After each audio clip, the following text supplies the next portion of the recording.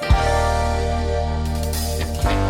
true soul like you has been chosen by the Absolute, but you don't have to choose it back. You've got plenty of other romance options. Welcome to Triple Click, where we bring the games to you. This week we go deep into Baldur's Gate 3. How did each of our very different characters handle the disagreement between the druids, tieflings, and goblins? Have we made any choices we regret?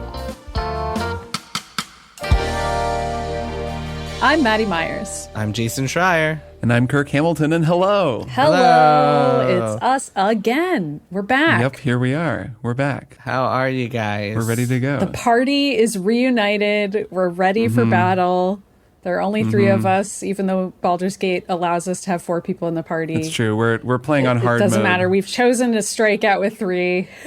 Well, one of our party members rolled a 1 and passed away, so it's just the 3 of us now. That's true. Critical Kirk's failure. bringing back the Foley of the dice roll there. That sounded really good that time. I got my D20 here, and I'm just going to be rolling this thing all episode. I feel like we can have some stat rolls maybe when we talk about the game we're talking about. But before that, Maddy, why don't you tell our listeners a little bit about our show? Before we even get all crunchy and get into the stat rolls of it, let's talk about all the other things we've got coming down the pike, which let's say you already know the drill. You already know, because you're a Maximum Fun listener and subscriber, and you already know that we release monthly bonus episodes.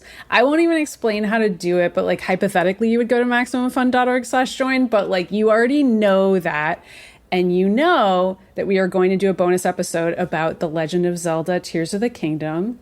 That is our monthly bonus episode. I'm so excited to talk about it. I've played so much Zelda, significantly more Zelda than any other game I've played this year, and it's getting a little sad. But one of these days I'm going to beat Ganondorf, and then I'm going to talk to you two about Zelda.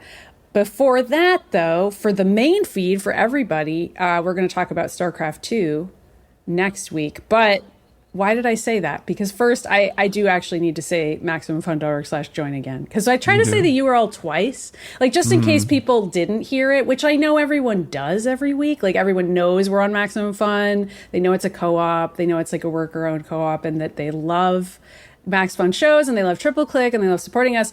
But what if I said the URL too quickly? I say a second time, MaximumFun.org/join. Pay $5 a month, get a monthly bonus episode. But what are we talking about this week, Kirk? Well, we're talking about Baldur's Gate 3. Yay! An amazing new game that just came out, or at least I think it's amazing, that we have been building up to for 2 episodes now. And ordinarily I would write some sort of big preamble with all of this information on the series, on the history of the Baldur's Gate franchise and how it incorporated D&D. But you know what? We did that last week. That was what last week's episode was all about.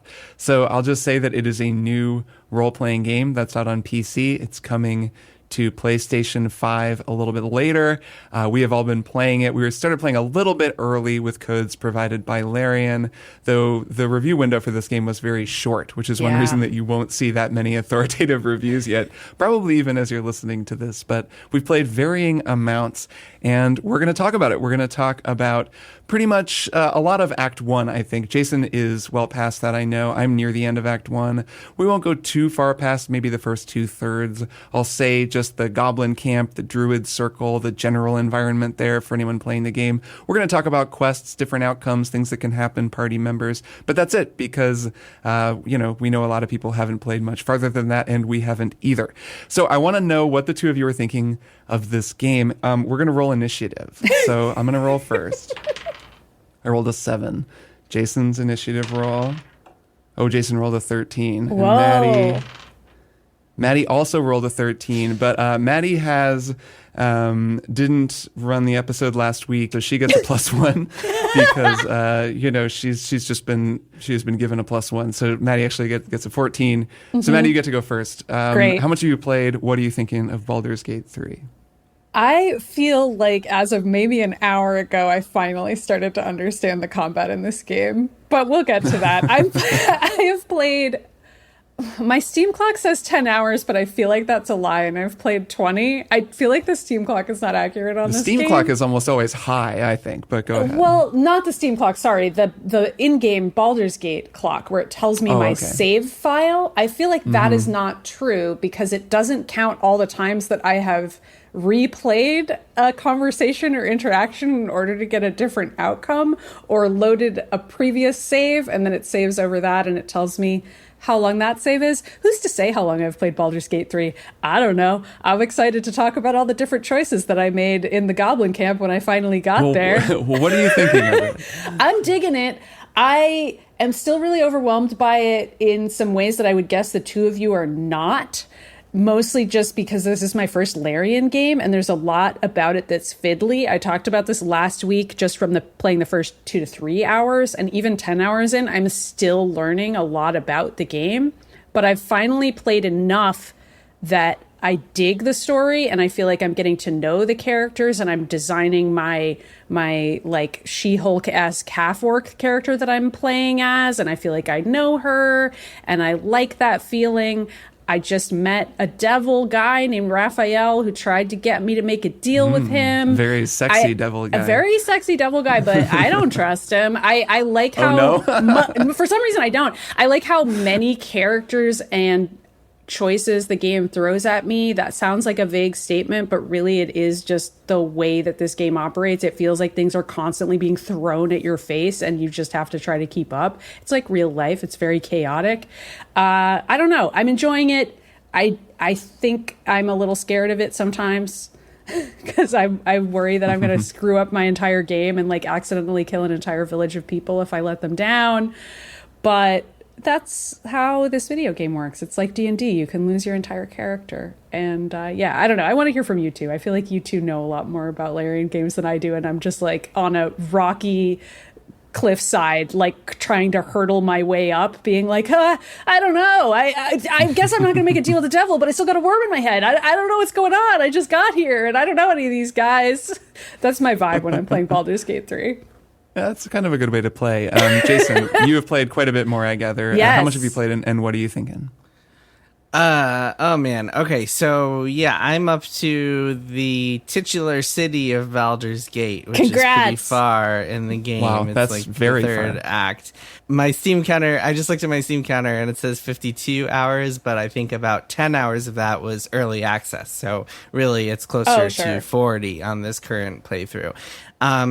Yeah, I'm also kind of overwhelmed by the game in a very good way. It's mind-boggling. It boggles the mind that this game was created and then it exists.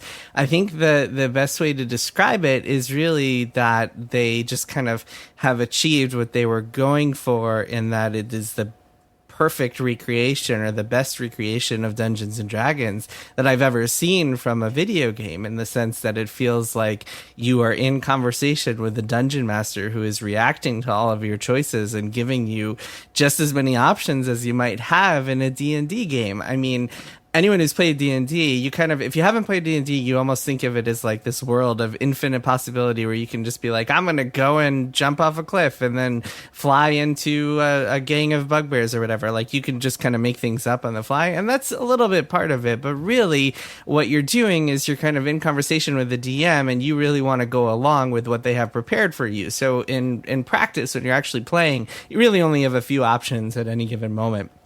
And that's what this game recreates. Like, it legitimately feels like you're sitting down and playing Dungeons and Dragons with these incredibly talented, like, well-resourced developers who have spent 6 years making a campaign for you. And that itself is just like such a tremendous achievement. I don't even know what to make of it. I guess the another good way to sum up my thoughts on this game is that I'm deliberately not doing everything I see, not doing every possible quest, not doing everything that you can do in any given map, because I know that pretty soon after finishing the game, I'm going to play it a second time, and I don't want to burn out and not I want to have stuff to see on my second playthrough when I can like go through different possibilities and see what happens if I side with the goblins instead of the druids and all that other stuff. And the fact that I'm already planning for my second playthrough is a pretty good sign for this game, I think. Yeah, I love it. Nice. Agree. I feel pretty much the same way. So I've played, my game clock says 26 hours. It's probably more like 30. I'm still in Act 1. I'm doing everything in Act 1, so I'm really, like, I've completed every single side quest. I've filled out the whole map. There's so much. There are so many hidden areas. There's so many little side quest items you find that kick off whole quests, a cursed book that you'll find in some hidden basement that has a whole side quest associated with it, a really cool mirror that you can talk to that you have to kind of trick into opening up. I don't know. That's just one little area that I discovered and I totally could have missed. So there's so much in this game, and it feels similar to Divinity Original Sin 2 in that way, where in that game as well, I really tried to do everything, in part because the leveling curve is so tough in that game. It gets so hard so quickly that doing everything is the best way to kind of level up and keep your level appropriate. That hasn't felt quite as crucial in this game, though it has been very hard. At least some of the optional bosses that I've fought have been really hard. But mostly I want to do everything. And it's interesting. I mean, I'm doing everything, and yet I still don't feel that I'm seeing everything because, like you mentioned, Jason, almost every single thing that you do has a variety of paths through it and can be tackled in a number of different ways, and usually has one or two major different ways that you can approach it. So you mentioned the goblin camp. There's this camp of goblins who are attacking a druid circle where a group of tieflings are kind of hiding. There's a whole conflict in the druid circle. The main druid who's taken over for Halzen, a future party member who's gone missing and been captured by the goblins, she wants to cast a spell that'll purge the whole druid grove, and all the tieflings will be kicked out and they'll be unprotected and killed by the goblins. The goblins, meanwhile, want to kill everybody in the camp, and you can actually side with either side, and you can totally play it out differently. You even get a different party member based on how you play this quest, because there's a drow hanging out with the goblins that I killed her and then looked in her inventory. She had all the inventory items of a player character. Personal clothing, personal clothes. Yeah, and camp supplies bag. You could even romance her, I believe. Yeah. Oh yeah, she's a totally just a character that is now dead in my game, and I think you wouldn't get Halzen, the druid, if you side with her. He's her prisoner, so it's kind of one or the other. Mm-hmm. But there's all kinds of stuff like that built into this game where no matter what you do, even if you follow every quest, you're constantly making decisions and just having to kind of go with it, to the point that it really quickly gets you to just let go and stop worrying about optimizing and just go with the story and kind of see what happens. So yeah, I'll be very interested in how I feel about replaying this game when I finish it, just because there's so much of it. It's such a rich meal of a video game, but I am over the moon about it. I mean, I've never played a role-playing game like this. And for a long time, I said Divinity Original Sin 2 was the best version of this kind of game I'd ever played. It was the closest approximation of tabletop gaming. It was so many things I love in a game. This is just that perfected. I mean, perfected is the wrong word. That's overly dramatic. This is that taken to a whole new level, with a new level of cinematic interaction, a new level of voice acting, and a really cool license in D&D, a really cool world that I'm also finding just a really enchanting experience. So I'm over the moon about this game. It's incredible. That's an important part of it that I think it's worth noting here, which is that as impressive as what Larian has accomplished here, they have a big advantage in that they have this well-honed system of characters and spells and classes and stuff. I mean, one of the kind of, I guess, I don't know if it's a flaw, but one of the quirks of Divinity Original Sin 2 is that there were certain abilities that were super powerful, and if you got one of those, you would pretty much stick to them the whole game. I remember using Chicken Claw a lot because it was so beneficial and so This was a spell that transformed any enemy into a chicken. It was great. As long as you had to get their armor down. You had to get their armor down first, but yes. And it was super very powerful. Cheesable though. Yeah. And I think that one of the reasons that I had in my head, oh man, I'm totally going to replay this soon, as opposed to Divinity, where I was I'd love to replay this maybe one day, is that in this, it feels like any party formation, any character class can be viable. And to Larian's credit, and they deserve all the credit in the world, not only for this game, but also for they have actually changed some of the systems in D&D to translate them to a computer game. And so it's not a one-to-one kind of port of D&D rules, so to speak. But they do have this huge advantage of D&D rule sets and characters and classes. And so it's really marvelous. I mean, you can play this game, and I've experimented with a bunch of different formations and classes and stuff, and it's totally viable to play in a lot of different ways, which is super cool. And on top of that, you also don't have to stick to what you picked from the beginning, and you don't have to deal with like choice paralysis, because you can respec your main character at any time, and you can respec all of your companions at any time, even when it doesn't make like lore sense. It still lets you do it. Like Gale the wizard, whose whole storyline is him being a wizard. You can turn him into like a barbarian if you want. Yeah, or you can like make Asterion, who's like a bitchy vampire, into a healer and like ruin his entire life if you want to. Just torture him endlessly. He bites enemies and then heals them, so you can keep biting them. I think that's a really cool thing about this game that's kind of secondary to how great of a just video game it is the Dungeons and Dragons aspect of it. Dungeons and Dragons has really been having a moment for a little while, kind of going all the way back to Stranger Things. Like when season 1 of Stranger Things came out and there was so much D&D tie-in. I mean, Mind Flayers are a major character in this game. They're really important. Illithids are a really important part of the story. And the Mind Flayer is like one of the big bads of Stranger Things. They're constantly talking about D&D rules and things in that show. And I remember at the time when that show came out, D&D kind of surged in popularity. And now, of course, Critical Role is like the most popular thing on the whole internet, and all these live play podcasts. And also the pandemic caused a lot of people to get really into tabletop games. And the pandemic caused a lot of people to get into it. And I mean, I know that I've been in a tabletop group for the last year and a half where we've been playing D&D. I'm sure I'm not the only one. So D&D has become really popular, and that's a big part of this game, I think. Like, this game has been really big, at least on Steam, which I guess that makes sense on Steam. It's like a very crunchy PC role-playing game of the kind that we don't get that much anymore. But that D&D part of it is really cool, and I love that this game is, in addition to just being a fun role-playing game, this kind of toolbox of an approximated version of D&D that anyone can just buy and play around. And like you said, Jason, I love that it lets you just respec your characters, screw around with different abilities. You can see all the spells. It's also organized and visual.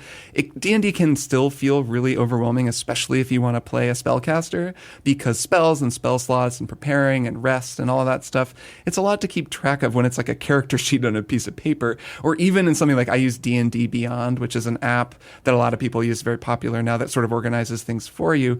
But even so, like, there's a lot to keep track of, and the game does a lot for you and just lets you really easily mix and match and just sort of see what's what. I think this game will make it a lot easier for people to transition into playing pen and paper D&D, or I guess tablet and finger D&D, which is what most people play now, if they want to. And I think that's a really cool secondary thing about this game. Well, what's super cool is that it combines the kind of the high role-playing elements of D&D that make it work so well when you're playing with your friends, with the kind of the grognard, super crunchy mechanic stuff that, like, if you play D&D with your friends, you're probably not keeping close track of how many gold everyone has and how many like different items they have. Like, you're probably trying to streamline that stuff to make it so sessions aren't taking 10 hours. And right, it's I all mean, just like one fight out. in this game in a tabletop session would take like 16 hours. Right, exactly. That's a lot simpler, a lot more streamlined in the game. And the fact that it also has this that element of it, and that you're like really thinking in a way that you wouldn't necessarily be doing. You're planning out your strategy, figuring out, okay,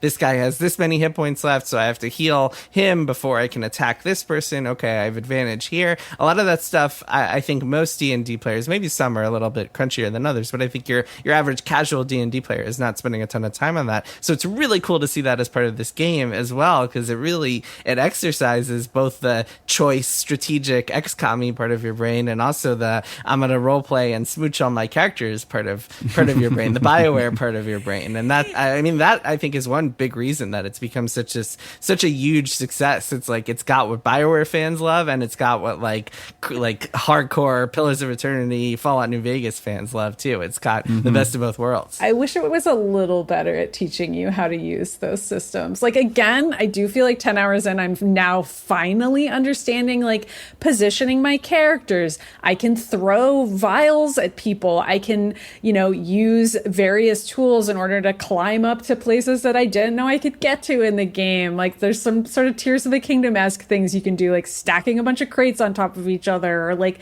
throwing barrels at people. Like, this kind of like Tears of the Kingdom meets Marvel's Midnight Suns in terms of how much immersive sim is here, plus the XCOM of it all.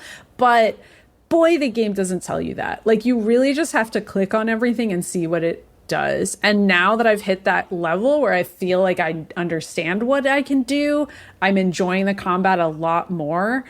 And I did choose a very combat-heavy character by choosing a barbarian. And I was like, man, I may have made a mistake. Like a few hours in, I was thinking of Kirk being like, playing as a bard is the best because you get to just charm everybody. And I could just charm talk everybody my and way then out kill of every them, battle. Well, I mean, I know there are some people who are playing as a bard who's so charismatic that they can talk their way out of any battle. It's certainly possible.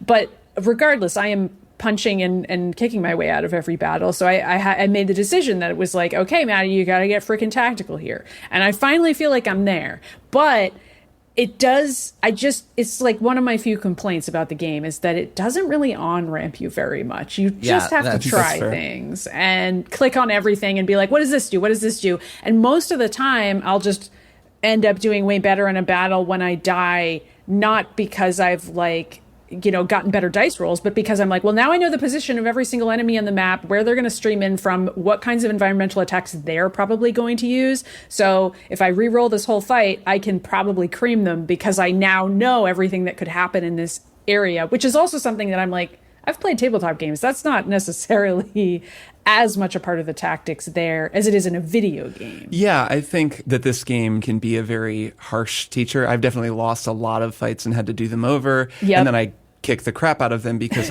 like you said, I know where everyone is coming from. I kind of know how to prepare.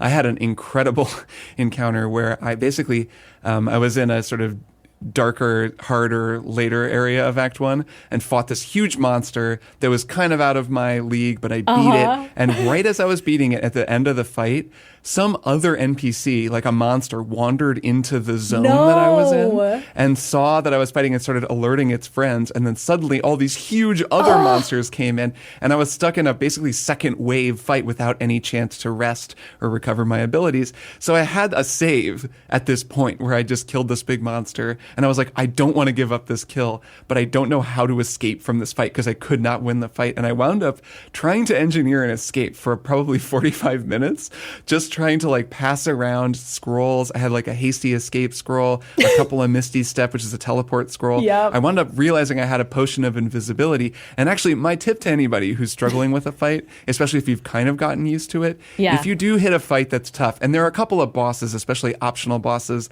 there's a hag fight and a giant spider in Act 1 that are both really, really tough. You can kind of really get into your items, and that'll usually help you out. That's the thing I always forget to do, is where I'm like, wait a minute. Okay, Asterion should poison his blade. I have all this poison I'm not using. Yeah, put my some arrows, poison I on have there. all of these different arrows that I'm not using.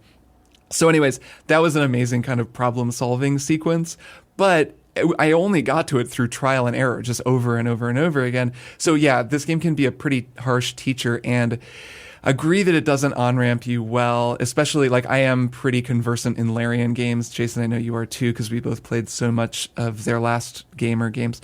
And I don't know, I'm not sure what a better tutorial would look like, because it would need to be so complex to show you all the different interlocking ways that a party can work and the combat can work, that it almost has to just rely on you learning yourself as you kind of get your butt kicked a couple of times. I do think that there will be a lot of really good class tutorials on YouTube, especially once people have really played the whole game and they understand all the abilities. For sure. That'll be something that'll kind of shore it up. But that's certainly, I definitely get you on that. You have to experiment a lot, and you have to hope that bugs don't catch up with you while you're doing it. You can you can quick save in between combat rounds. During any combat round, you can quick save, which also helps. It does, because then you can go back a turn and be like, oh, I didn't realize that was going to have that outcome. Exactly. Not even just from a save scumming perspective and trying to get a better outcome, but just just if I didn't realize if I threw that, then 6 more guys were going to show up, but now I know they're back there and I can plan accordingly. Or if you misclick, it's very easy to misclick. I sometimes will get glares from NPCs because I accidentally stole something. Oh, it's so stressful. You'll get a disapproving look from an And I'm NPC. I was just trying to talk to you and I accidentally stole your stuff. That happens in real life all the time. It does. It just happened. I accidentally stole my daughter's dinner while I was just trying to talk to her. And you were just trying to talk to her. Now you just have it in your pocket. In Larian style, there are those tough bosses in Act 1. There are a couple difficulty spikes later on as well, including one I'll be very vague here, but a bug. So there's an NPC who is important, who is joining me in a specific fight, and it was a really tough fight. And at the beginning of the fight, like you're allowed to, like, you can convince the NPC to join your party, which makes them controllable for that fight. Like, they become a temporary companion just for that fight. Mm-hmm. And if you do that, then you can control their movements and stuff. But a bug like prevented that from happening for me, and so the NPC just went in on their own, and the NPC was very stupid and just kept running into combat, and so they died. And once an NPC dies, they're dead for good. You can't revive them, and then I wouldn't get them for the rest of the event. Like, their story wouldn't continue for the rest of the campaign. So I had to lower the difficulty to like easy mode just to get through this fight without getting this NPC killed, which was annoying.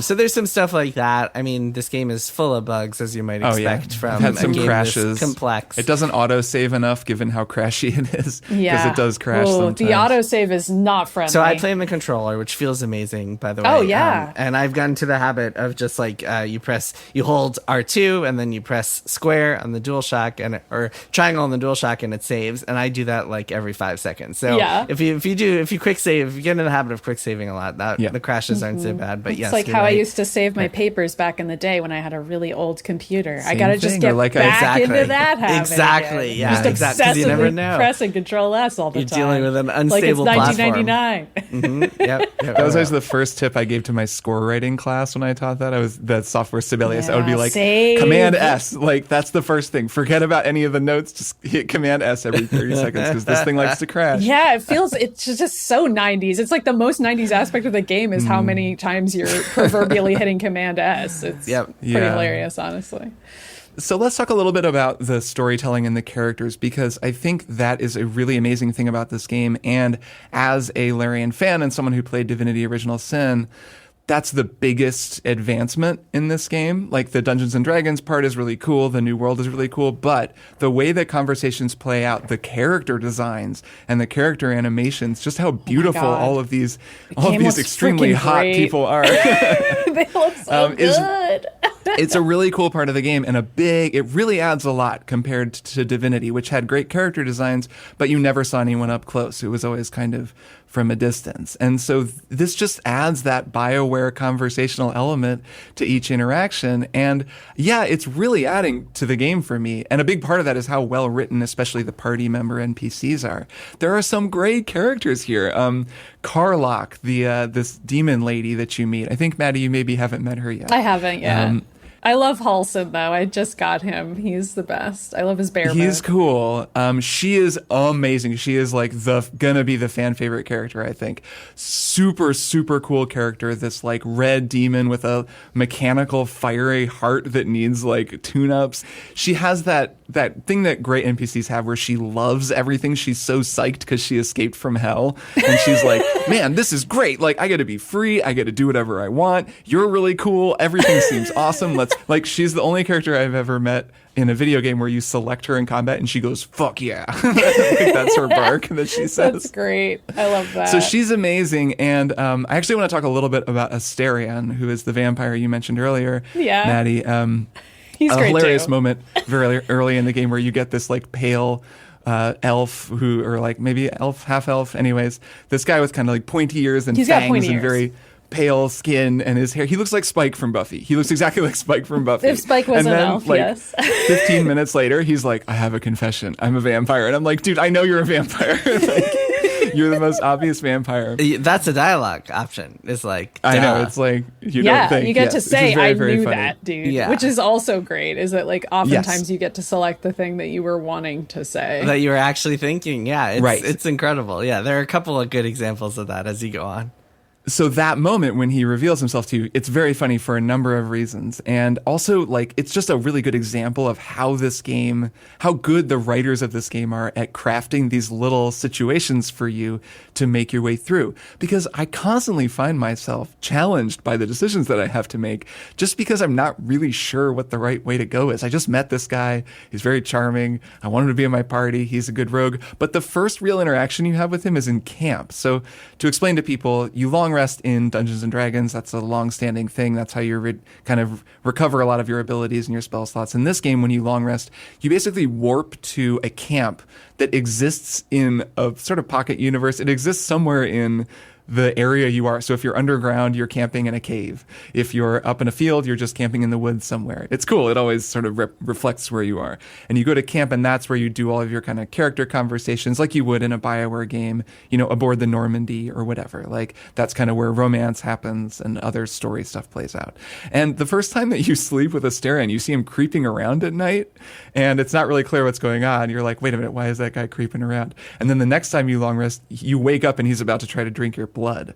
And you wind up in this conversation with him where he's like, come on, just a little bit. It's cool. I won't turn you into a vampire, but I just have been like drinking the blood of pigs and stuff. Actually, when you're out in the world, you find an exsanguinated pig. And he's like, what? I don't know what that's about. Anyways, let's keep going. So it's like built up a lot. And then he wants to suck some of your blood, and you have to make this decision. So I'm curious, the two of you, what did you do when this happened? Jason? Well, okay. So first of all, to your earlier point about the transition from DOS 2, Divinity Original Sin 2 to this with like all the cinematics and stuff. So yeah, so DOS 2 is isometric. I spoke to Sven Vinke, who's the director of this game and the CEO of Larian Studios, the company behind it. He told me that on DOS 2, they had 140 people. For Baldur's Gate 3, they swelled to 450 people. And the main reason for that is because they had to build an entire cinematics team with like people who were in charge of lighting and people who were QA testing for the cinematics. So they wound up turning into an entirely different company to make this game into the cinematic like experience that it is now, where it's got cutscenes and shots of people's faces and stuff. It's pretty wild. Yeah, it's amazing. It's a huge evolution for what they're doing. So, okay, the vampire though. So I let Astarion get just a little taste, a little taste of blood. Nice. I think if you let him keep going, he kills you. But I got a little taste if and then you fail push the him roll. away. And now every time I talk to him at camp, I have the option to that's like you can keep feeding on me tonight if you want. And so which I think is going to be like a romance thing if I choose to pursue it. But what happens if you do that is you get a debuff and he gets a perk, and the perk is happy, and he's just happy. And then you can use his bite ability in combat as well, and it also creates the same buff that he's like happy when he it gives him a kind of +1 on every stat in combat. Roll, I think. Yeah, it's pretty good. It's a pretty good buff. Maddy, how about you? Yeah, Astarion does not care for me. I'm constantly pissing him off. And so, I mean, I said no, but he's... it's not going well between us. I mean, he's still my party member, but he's pretty mad at me basically all the time. I think I'm too much of a good person for him. And I'm also unwittingly wooing Shadowheart. She seems very into me. I mean, this is like something very funny that everyone I've talked to playing the game has run into. Like my coworker Mike Mahardy said recently in a meeting that he can't get Astarion to leave him alone, and we all were like, "Oh my god, dude, what? Like, how does this happen to you?"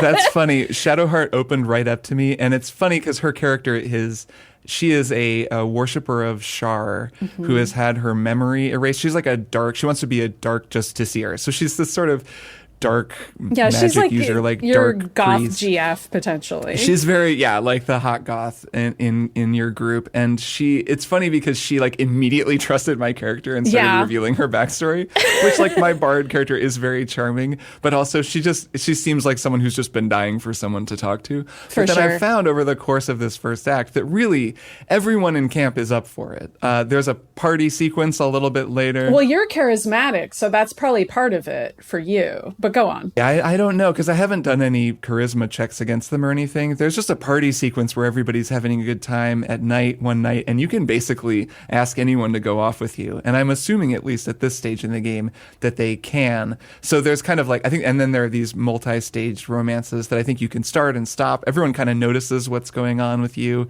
and other party members. It seems like a really fun little part of the sort of social sim that they're writing. You can definitely strike out, Kirk. I just need to tell you this. Like, I have a different coworker who is trying to make it with Astarion, and she just can't get it laid down. So, Kirk, I really think your charisma is playing a role in a way that you may not know. That's all I wanted to say there. Stats don't play a role unless you're doing a check. So if he's not doing a check, then it's just the option, the specific options. I think they give you the option to start all of these relationships, but I think they don't necessarily all go well. Fair enough. All right. it's a much healthier way of approaching sex and sexual relationships in a game than the BioWare approach, which is like you spend the entire game like leveling up your romance and then you're rewarded with sex, and it's this transactional thing. Though in fairness, something that BioWare improved in Dragon Age Inquisition that's true. Yeah, that's true. Start relationships early on with characters in that game. I say the BioWare. I guess it's a little unfair to say the BioWare approach. The typical video game approach is that like even Baldur's Gate 2, which was one of the first games I can remember to have a romance portion. It's like you build up and then eventually it culminates in, oh my god, SCX. That was something I think David Gator, the lead writer of the Dragon Age series, I feel like he's like explicitly talked about that and was like, in Inquisition we wanted to start to solve that. So that had been being solved, but they've definitely, it's really cool the way they're handling it here. Yeah, and I haven't done a ton of romance stuff except at the very beginning when Lae'zel came to me and was like, right now we're doing this, and wow, she just took charge, and that was the way it went. But other than that, I haven't really explored much of the romance stuff, but from what I've read people talking about it and seen online, it seems like a pretty cool way of approaching it. It is. I also just think it's funny to have coworkers who are like trying to romance a character and they can't figure out how. Like, it's pretty rare for that to happen in games. Like, I'm sure people will crack it and they'll like tell you exactly what you're doing wrong, and there'll be guides and it'll be a solved problem. But for now, we're still in that fun stage where the game just feels really chaotic in the way that real human relationships do, where you're like, I don't even know. Shadowheart's mad at me. I don't know what I did. Like, I don't understand. And like, that's just how people are describing their parties right now, which is very fun. One really interesting net result of Larian choosing not to give review codes until like 4 days before the game came out is that there are very few comprehensive guides on the internet, which is what a lot of gaming sites use those early codes to create. And so as I've been playing, I'm ahead of most people who are playing this game because I had a 4-day head start and I played a bunch of it for work last week, like during the workday. And so I find myself like Googling stuff from the game, and there's like no Google results about it because nobody ever on the internet at all has gotten to this particular scene or quest, and it's really interesting. Or sometimes I'll find guides that are like either speculating or like entirely wrong. So to your point, Maddy, I think the lack of those comprehensive guides for the romance, or really a lot of other things, I think that adds to a certain mystique about the game as well that probably wasn't exactly intended from Larian. Maybe it was. Maybe they knew this would happen, but regardless, I think it does really, it adds an interesting element to playing the game in that sometimes like people will make these big discoveries and like have to talk about them on the internet. No one else will know about them, or like people will just kind of like be mind melding together to try to figure out how stuff works on Reddit and Discords and such. Yeah, I think that's really cool. I'm reminded of when Elden Ring came out, and specifically when we were playing Elden Ring a little bit early for review. Yeah, that's that same feeling where there are no guides and you just have to kind of play the game because that's your best source of information is right in front of you. It's whatever the game is telling you, and you just have to kind of read the stuff on the screen and figure it out. And sometimes that means reloading things. Sometimes it means experimenting. I do all kinds of... Right, I wouldn't call it save scumming. I just save my game and then just try something just to kind of see how the game will react to it or what might happen, and then reload and try something else and sort of go through a given situation a bunch of times because I'm just trying to learn, because I can't just Google secret statue puzzle, like what is there, is this worth figuring out? Because no one knows. There's kind of a branch at the end of the first act. I'll be a little vague here, but you can go a couple of different directions to try to get to the next area.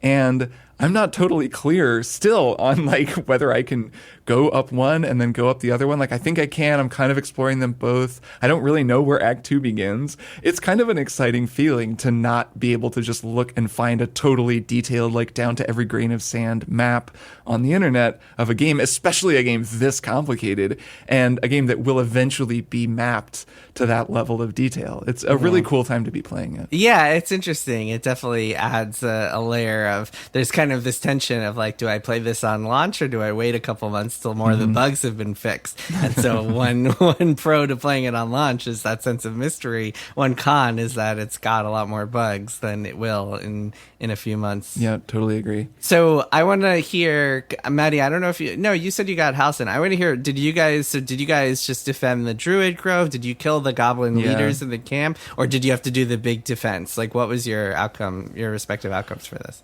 Oh, interesting. So do you have to defend the Druid camp? Well, just tell me what happened to you, and then I'll answer that question. Okay, because you know all of that. Well, and I'm curious what happened in your game, too. I assassinated the 3 goblin leaders, 2 of whom I was able to take out without anybody knowing, and then one I didn't. And actually, to mention another gameplay thing that I think is really cool and just want to shout out really quickly, the ability to toggle into turn-based mode in this game is really, really cool and is actually a new mechanical idea compared to Divinity Original Sin 2. You couldn't do that in that game, and it's a huge change. So it allows for stealth sequences that I bet some people listening won't have even thought to try, where you can go into turn-based mode and like break Asterion or your rogue off from the group, and you can really sneak around without having to worry about the real-time movements of patrols or even the reactions. You can get a stealth kill and then really carefully, almost like that game Invisible Ink, if anyone played that, like a turn-based stealth game. You can really sneak your way around and do a lot of really cool setup and damage, and it makes an infiltration like that where you're trying to assassinate people in a building work pretty well. Like it's not as tightly designed as an actual stealth turn-based game, but it really felt like that for me for a while. So that was what I did. I killed the goblin leaders, and then eventually all the goblins turned hostile on me, and I wound up walking out back into that main entryway of their kind of camp where there's like 40 dudes, and I had actually charmed a trio of ogres earlier. One of them is really smart. There's this one smart ogre and 2 other ogres who are very kind of dumb, and the smart ogre, I passed a charisma check with him and convinced him to be on call for me because I could get him a bunch of food, like a bunch of goblins to kill and eat. So I had his horn. So I walk out into into this main camp, and all the goblins turn on me, and I blow the horn, and these 3 ogres run in, and they just start wrecking stuff from the other side of the battlefield, and that really helped that fight. So that was kind of how that played out. And at the very end, I convinced the ogres to let me summon them one more time. I'm probably going to have to fight them at some point. So anyway, and then there's a lot, but there's always a lot with this game. Okay, and then you went back to the Grove and everything was safe. I did, and everyone was Maddy, very, very happy. What about you? How did you solve the conflict? I mean, it's not that different, except that I was, using a hammer instead of a very sneaky nail in the form of my half-orc, which is to say, I at first attempted to assassinate people, but it just never quite went the way that I wanted to. So eventually I got Halsin, like after failing various assassination attempts because I just don't care enough about stealth. And I was like, this is never going to work. What am I going to do? And then I just sort of tripped and fell into getting Halsin without kind of knowing who I was getting. I found him, and then he became Halsin, and I was like, oh, wow, that bear's a guy. And now he's my friend. That's great. I needed somebody in here. And then we basically fought our way out, which I just did by systematically room by room killing every single goblin. So you just cleared out. Okay. Yeah, I just had to freaking do the thing and like use my skills and use my brain and use all my items and like loot every single goblin corpse, redo all my stuff in between and be like, okay, what did I pick up? Did I get anything good? And like be really methodical about killing a bajillion goblins room by room, which was pretty fun by the end, actually. I felt like I really learned a lot about the combat over the course of my goblin genocide that I committed today.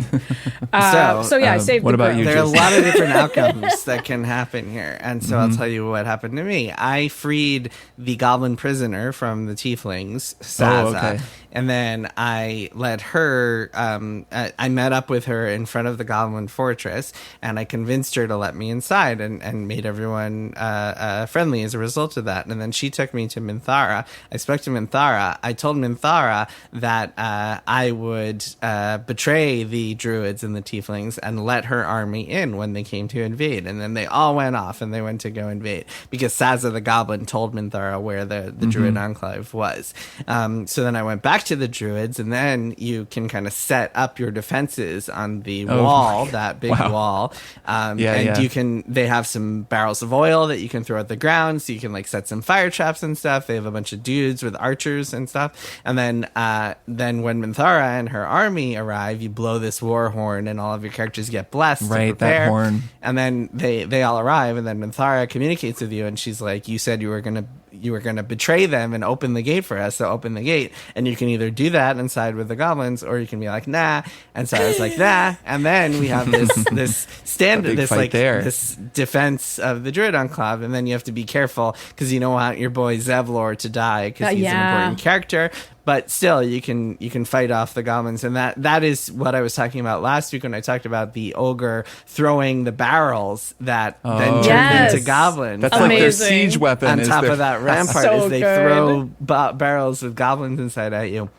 That's a really fun. Funny. That's a really fun fight because like these dudes, they have these goblin sapper dudes who like have explosives on their back and are suicidal and run into the door to blow it open. And once they get it open, they can start like going the two in. Towers. The one guy who blows up the wall at Helm's Deep. Exactly. It's very like this is the siege of Helm's Deep. We are defending it on the ramparts, shooting our arrows, firing all of our shooting fire at the oil to set off explosions and stuff. So very fun fight. Clearly, we all wanted to save the tiefling refugees, though. No, I mean we kind of glossed over that. At least on this playthrough, right? Because there's so many other things, right, that could go so many other ways.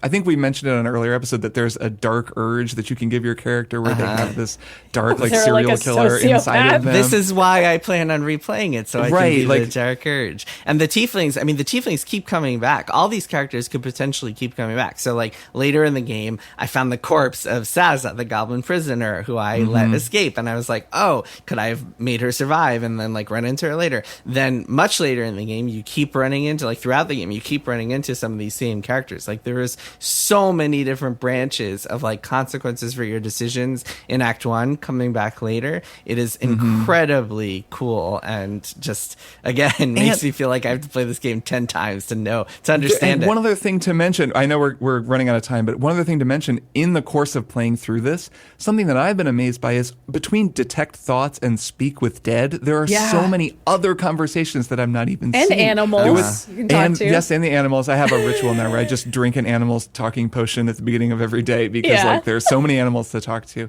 I love that they've made that easier for every character to get, since there was a perk and whatever. Don't need to get into it. It's the best though. It is the best. But what's so cool is I never think to talk to corpses, but you can talk to so many corpses if you use that spell. There's a quest where you can like find a hidden thing by talking to this woman who died in a fire, to find the ring that was her dowry for her wedding. I mean, there's so much stuff like that where there are these whole conversations that were recorded, and there's little cutscenes for them that I bet most people won't see. That was actually how I found out that Halsin was a bear. Was I used detect thoughts on one of the goblin guards when they were still all friendly because I turned my way in, and he's like, "Oh man, that guy turned into a bear, and now we're just keeping him." So I was like, okay, Halsin's the bear. I just got to go find the bear. So there's a ton of stuff like that too. A pro tip is that if you have that necklace of Speak to Dead equipped, or if you have Speak to Dead equipped and a character, you will see like glowing green, like a glowing green effect on corpses that you can talk to. So it's not like you have to go around randomly talking to every corpse to see if they have something to say. Like the game will tell you.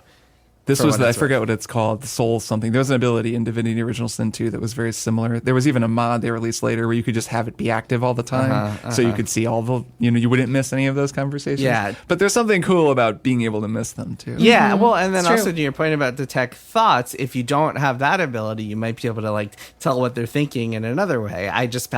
Last night I just passed an insight check that let me read someone's body language to figure out what they were trying to say. So there's other ways. And that plays into what I was talking about earlier, where it's just so well balanced in terms of characters. Like you don't really, I've never felt like, oh man, I'm missing out by not playing X character or not having Y ability, because it feels like the game has so many different permutations in just about every interaction you'll have that you're always able to find something cool to do. It's amazing. I mean, it's really, that's the most impressive part about this design. It's unbelievable. Clearly we're going on and on, but I just want to say really quick that like those those conversation options are still available even if you play as like a half-orc barbarian as I am, because I can usually intimidate people into telling me things or to getting past various obstacles. And a lot of those dialogue options are just hilarious because I get to just say crazy things to people and they're like, oh no, I'm so scared right now. And I'm like, you don't know, she's a total softie and she's going to help you at the end of all this. It's like, I don't know, it's the best. It's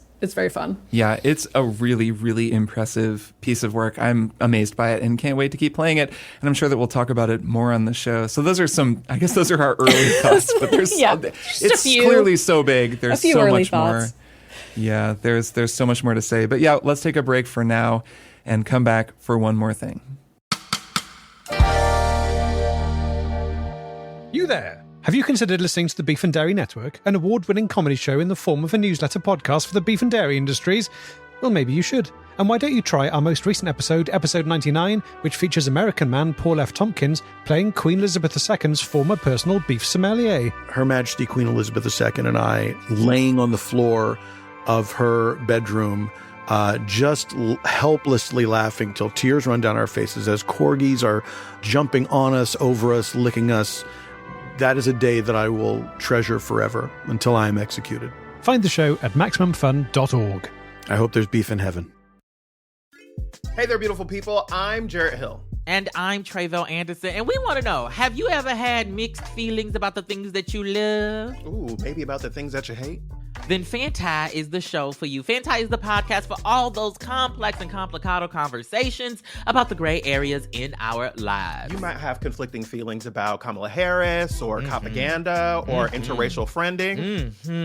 That's all right, because we do too. And we get into it every single Thursday. Catch this slay-worthy audio at MaximumFun.org. That's MaximumFun.org/Fanti. That's Fanti.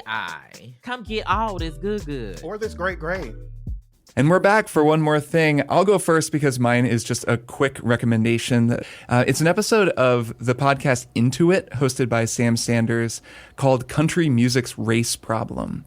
And it's a discussion with Tressie McMillan Cottom, who is a really smart writer and thinker. I've heard her on a ton of different shows. She's like one of the smartest people out there, just a really interesting lady to listen to talk about anything. But she has a lot of really interesting thoughts on country music in Nashville. And they have a conversation about, some people out there have probably seen like headlines about Jason Aldean's song, that Try That in a Small Town song, or the fact that this other singer, Luke Combs, has this hit with Tracy Chapman's Fast Car. Yep. There's sort of a lot of discussion out there right now about country music, which is an overwhelmingly white kind of music, and what that means and what that says and its place in America and in Red America. And I haven't seen or heard a better conversation about it than this episode of this podcast. So I'll just recommend it if anyone is interested in that or has like seen articles about that or wants to know more. I thought it was like just a really thoughtful and nuanced and interesting conversation. So that's Country Music's Race Problem, an episode of the podcast Into It. And we'll link to that podcast in the show notes. All right, Maddy, what is your one more thing? So mine is a book I've been reading. I'm almost done because it is gripping. It's called I'm Glad My Mom Died. And it's by a former child television star named Jennette McCurdy. She played Sam on iCarly, which is a show I didn't watch, but was sort of in my periphery. I was like familiar with the child stars of it, as many people my age am. I knew who Jennette McCurdy was. And then when I saw this book title, I mean, it's extremely memorable. It's just like a bizarre thing that no one says. And then I had sort of heard that the book was about her mom being abusive in a variety of ways that are really harrowing, but it's also written in this biting, sardonic way. Like Jennette McCurdy played this very deadpan, like sort of tomboyish character on that show. And she's got this deadpan intensity, like sort of Daria-esque way of writing and speaking that just kind of makes the harrowing tale go down in a way that I wouldn't say is easy to listen to, but makes it palatable in some way.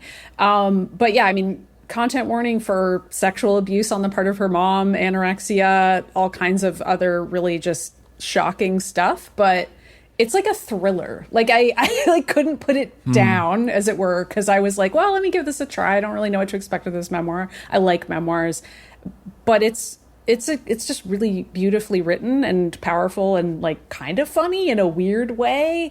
And I really recommend it if you like that kind of thing. I think about child stars pretty much every time I'm watching anything. I'm sure we all do. Like anytime there's a child in anything, I think about this type of thing. And reading this book has made me think about it even more, and just how much kids go through when they're on these shows, and also how often their parents are involved in an inappropriate way. So I think if that's something that you're interested in at all, or just if you're a parent and you're like, what's a great list of things never to do to my kid? You could read I'm Glad My Mom Died by Jennette McCurdy. It's wild stuff. I was at a friend's house and she had this book just out, and I read just the foreword, just the sort of first chapter, and it was really good. Jennette McCurdy is a great writer. She's amazing. Imagine, it made me want to read the whole book. I was like, wow, you're a great writer. This is I recommend it. Really engaging writing. So yeah, I'll read it at some point for sure. Yeah. Jason, what is your one more thing? So my one more thing is a TV show called Silicon Valley on HBO, which my wife and I have been kind of putting on as a before bed kind of lounge around type show while we're lying in bed watching TV. And it's interesting watching that show today. That show first started in 2014, and my wife and I have been watching, I think we just got past the second or third season or something. So that was like 2014, 2015, 2016. Wow. And it's fascinating to watch that show now because of how different I think our cultural kind of perception of Silicon Valley is in 2023 than it was back then. Because back then, Silicon Valley, I would say, was a little bit more lionized. There was certainly some stupid aspects to it, and the show satirizes a lot of the sillier aspects. Like, look at these weirdos, and they're like going on their Google buses, being shepherded to their massive campuses, and talking about VCs and VCs throwing around money and all this other stuff that was kind of like the tropes back then. But there's a lack of the kind of malice that I think we all see in some of these tech titans these days. And it's really fascinating to see and contrast to, I don't know, what's happened to Twitter over the last year, and who Elon Musk has revealed himself to be, among other people, and other kind of, or Facebook a couple of years ago. Zuckerberg, Zuckerberg and his kind of transformation in the public perception over the last few years. And yeah, it's really interesting. It's a fun show. It's very fun to watch. It's lighthearted. It's got some good jokes, got some good performances from people like Martin Starr as Guilfoyle the Satanist, and Kumail Nanjiani as Dinesh. This was kind of his breakout show, right? Yes, so. that's when he appeared on the scene as this kind of hapless programmer who is unlucky in love, shall we say? And yeah, it's a good show. It's like fun to watch, but it's really interesting, especially now, to see how Silicon Valley was satirized even as recently as 9 years ago, and how, I don't know if it feels off today, because it still feels true. It still feels like good satire, but it definitely feels like if that show were made today, it would be handled a little bit differently. There would be a little bit less of this like, ha, fun incompetence, like, look at these weirdos, and a little bit more of like, oh, these are scary, evil people who are potentially ruining the world. Yeah. That's interesting that you're watching the seasons that I've watched of that show when it was just sort of a light comedy, and I grew pretty exhausted by it by season 2 or 3 because they're kind of frustrating characters. The main guy, Thomas Middleditch's character, is like a psychopath. Like, eventually I was like, I just can't, this guy is just, he becomes really...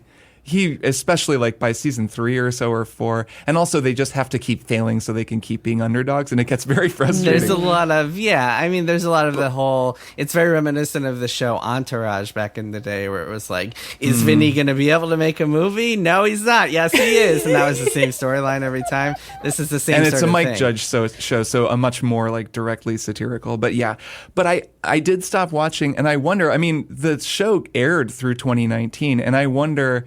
Yeah. How it will change. How does it change? Because basically it was on the air through the 2016 election, and that was kind of when the worm turned on how we started to view Silicon Valley and social media in particular. Right. So if I keep watching, I'll let you know, because we're still in the early seasons, and the early seasons still have that kind of like, oh, look at it's TechCrunch disrupt. Right, look it's at the all Obama these people. era. Everyone's on Facebook. It's fine. Yep. But even then, like starting 2014, like there's the Gamergate of it all. Like, I feel like that show starting then is like the beginning of the end almost. Like, that's kind of, not that they would have had that in the first season, but like that was when people started to be like, wait, is social media a place where people can gather and become radicalized, and like Nazis can have just as easy of a time gathering here as, you know, queer people seeking solace in places where they live in small towns, whatever, you know, all the good and bad of the internet. I don't know.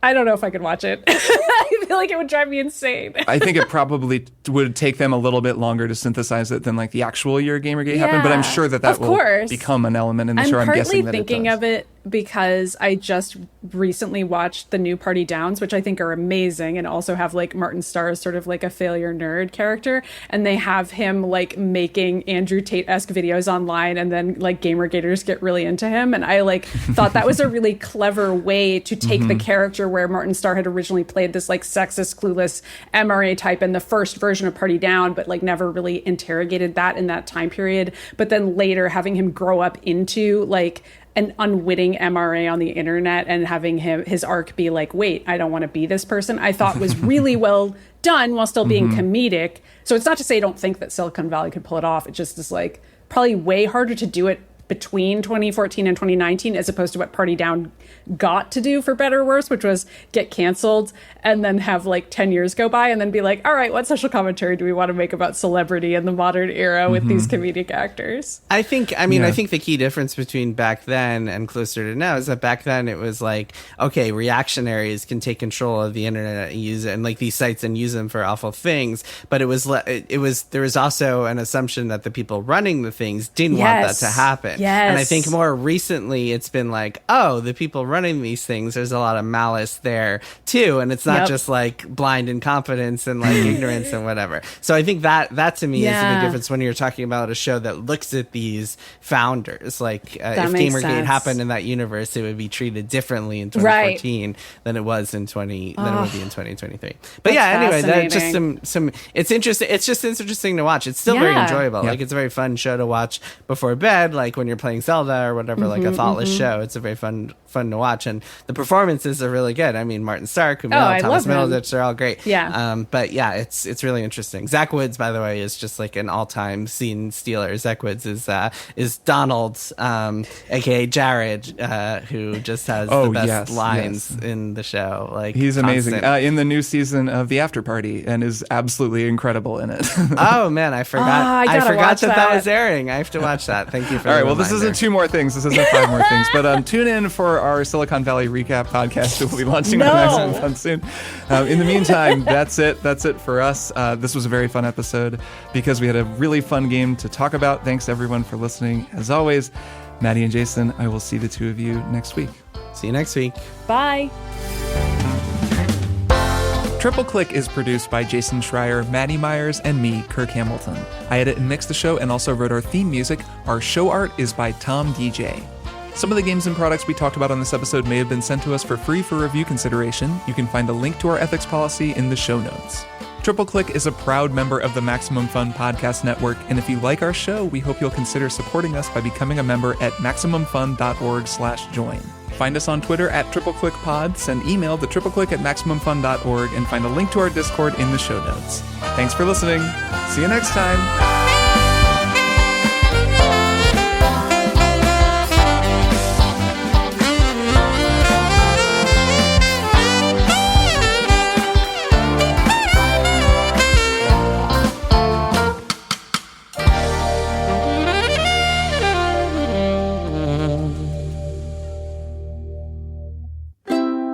Maximum Fun, a worker-owned network of artist-owned shows. Supported directly by you.